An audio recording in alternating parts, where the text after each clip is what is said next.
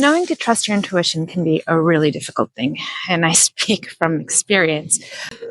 In this video, we're going to talk about the importance of trusting your intuition, what it means in your life, why it's there, how we all have access to this, and why we don't do it more often, and how we can tap into it just a little more, and signs that we're just ignoring it. I don't have a script today. I was called by my spirit team very insistently that I should come out and do this video. So I'm rambling a little. I'll try to edit that out as much as possible, but I'd like to make this one take, one go, so that I can continue to make videos for this community rather than getting completely overwhelmed with the editing. So number one, your intuition, it's important. It is that little spark inside of you that is connected to your true essence, to your true source, and that guides you throughout life so that you can achieve what it is you set out to achieve here. When you had your life contract, your soul contract, when it is, if you believe in reincarnation, when it is you decided to incarnate on this planet. And more broadly, less spiritually perhaps, your intuition is that innate sense that we have as animal beings that connects us to a deeper knowing and understanding. It's what we would call instinct in some animals, just that gut feeling. We all have it, and it's there to protect us, to guide us, and it really is connected to our subconscious in many ways, knowing what our deep desires are and where we actually want to go in life, and helping us guide us there, even though sometimes our rational mind chooses to ignore it and go somewhere else. Okay, so why do we ignore our intuition? Well, sometimes we just don't know it's our intuition. Sometimes we just think it's another voice inside of our head, or a little weird feeling that, oh, it's probably gas, or anxiety, or it's not important. You know, I have a plan. My life plan is already set out. I can't veer from it because that's what I do. There's a lot of other reasons. Perhaps we're distracted. We live in a distracted time. We're all spending time either at work, scrolling, stuck somewhere else rather than enjoying the present moment. Even now, as I'm going out for a walk, it really needed to be out in nature.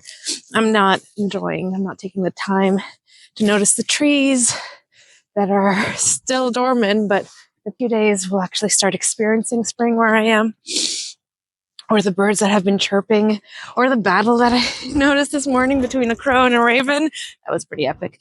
But that's the point. If you're constantly doing something, you're not being here. You're experiencing something else very distractedly. And so when we're distracted, when we're constantly occupying our mind, I'm just going to switch over, my hand's cold. When we're constantly occupying our minds with tasks, with entertainment, particularly entertainment, and we're not actually available to hear the messages that are being sent to us. I am guilty of this. Today I spent most of my day at work doing mindless tasks because I had a slow day, rather than taking 5 minutes and meaningfully planning the rest of my day, what my spiritual activities would look like, what my plans would be for this community, how to make them happen. I was just avoiding it. Today was a day of procrastination. And how did I procrastinate? By doing mindless things. And you probably do it yourself all the time. And so make a deliberate choice. Make deliberate slotting your calendar where you're going to stop. You're going to take a moment to breathe, and you're going to be present. And spiritual practices have been doing this for the longest time. This is what meditation is for. This is what yoga is there for. It's being in the now, connecting to our bodies, connecting to what's outside of us, and connecting to our clear senses. So if you're not taking time to slow down, if you're not taking time to be present, then you're not going to hear your intuition very well. Sometimes you might be hearing your intuition and choosing to intentionally drown it out with scrolling, we might not know we're getting an intuitive message if we're not used to it and if we haven't given it faith. So you need to know and to believe that these little nudges are your intuition or your spirit team working with you, and these can be working together. If you don't have faith in it, you're just going to ignore it. It's just going to pass through you, but it's not going to actually stop and trigger recognition in your mind to say, oh, actually, this is something. This is a thing. And you usually know it deep inside of you. Another reason why we may not trust our intuition is because, well, how can I put this? Sometimes we just want it. In French, we call it cracher dans le bec.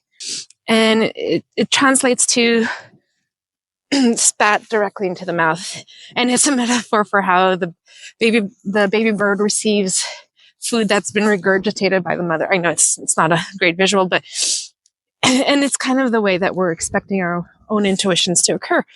Very clear, straightforward, like a letter, straight from the mail, or today would get a text message. Higher self to body self.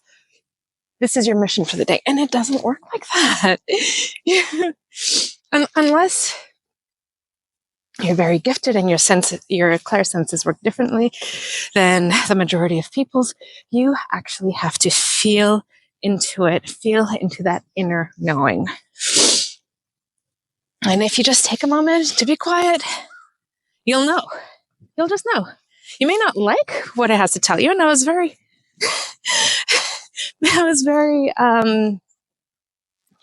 spirited with my own spirit team, and I kept telling them that I'm not in the mood right now. Please come back later. And they did. And I still wasn't in the mood. Kind of like you hit the snooze button on the, it's time for bed message on your phone. Don't ignore your intuition. So another thing that you need to be aware of is that you may be resistant to paying attention to it because you're afraid of what it's going to tell you.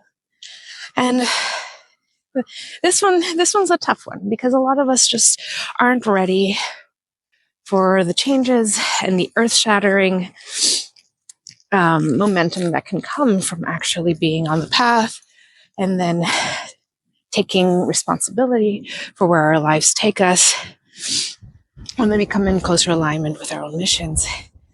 And yeah, sometimes you're not going to like the answer, but deep down, there is always going to be a little voice buried inside of you. Sometimes it might be faint that says, yes. Yes. And then your rational part is going to say, oh God, no. Oh no. I'd have to move country to do that, or I'd have to quit my job, or I'd have to have that really difficult conversation with that one person that I've been avoiding because I know it's going to change everything and I'm just not ready to do that. But your intuition, your inner self, they know what it is you need to do to be in greater alignment with yourself, to live more authentically, and just to experience the best version of yourself that you can. And sometimes by ignoring your intuition, you live small. You live spiritually small. You may have all of the trappings of success around you, but really, where's that happiness? Where's that satisfaction? Is constantly looking for something else. Well, that something else that you're looking for, if you're ignoring it, if you persistently and deliberately ignore it, well, you're just going to keep coming back in this cycle of karma. So break that cycle. Listen to your intuition. It's there to guide you. It's there for your greatest good. Oftentimes, our intuition isn't as earth-shattering. In fact, it's just, here, Maria, come out.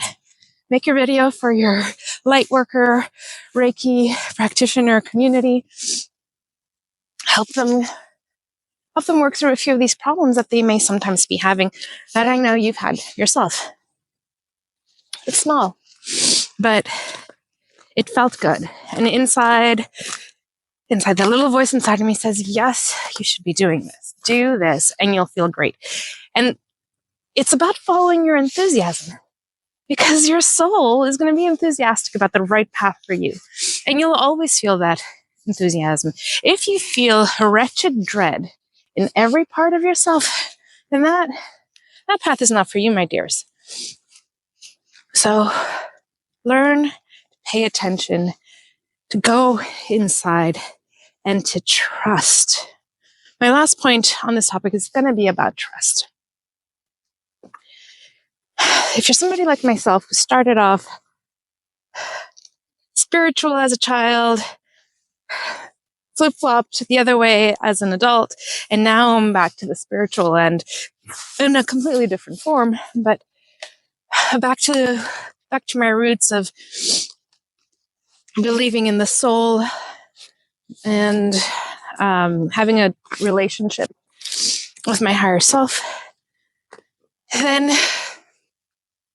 if you're starting off on the side that's completely skeptical, evidence-based, science, then it's going to be a huge leap of faith for you to start even trusting your intuition. Because where's the data? It's not the rational thing to do. In fact, it's quite the opposite. It's an emotional thing to do. I don't have an easy answer for that. The only thing that can help you there is truly embracing the weird in your life. Truly embracing. If you're watching this video, it's because you already have a sense that there might be something to this. You don't know what it is. Oftentimes, you won't even allow yourself to believe it. But somewhere secretly, you know. And that's why you're here, because I knew, and that's why I'm here. So if there's something in you that knows, or something with you that resonates with these spiritual messages, then give it space. It's allowed. We're multitudes. We are very complex beings, and we evolve very slowly and sometimes very fast. What you need to do is just give it the right to exist and explore it. And how does that feel? Does it feel okay? It feels weird. Sure, I can relate to that. It feels weird. But what's wrong with that? And who's it hurting? And what of it? Sometimes weird can be beautiful. Sometimes things just don't have to be rational. Things don't have to be practical. You can embrace the whimsy. It's allowed. And if you're afraid of judgment, well, let them judge.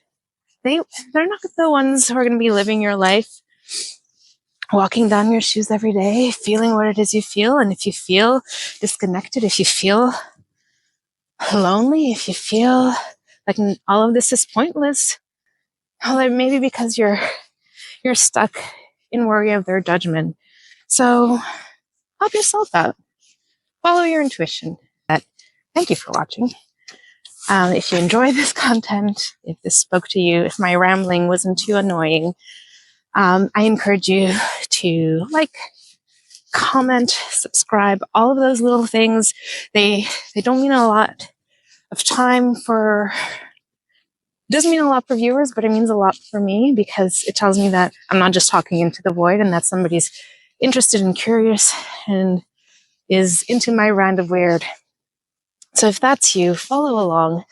I was planning on having a video on the intersections between what it is to be a light worker and what it is to be an energy worker, like a Reiki practitioner, in my next video. Spirit team said do this one instead today. So if you are interested in that particular topic, show me that you listened to this video all the way to the end. Comment with a high five emoji. I'd love that. And let me know if you're interested in that topic. And on that, seriously this time, I'll see you on the flip side. Bye.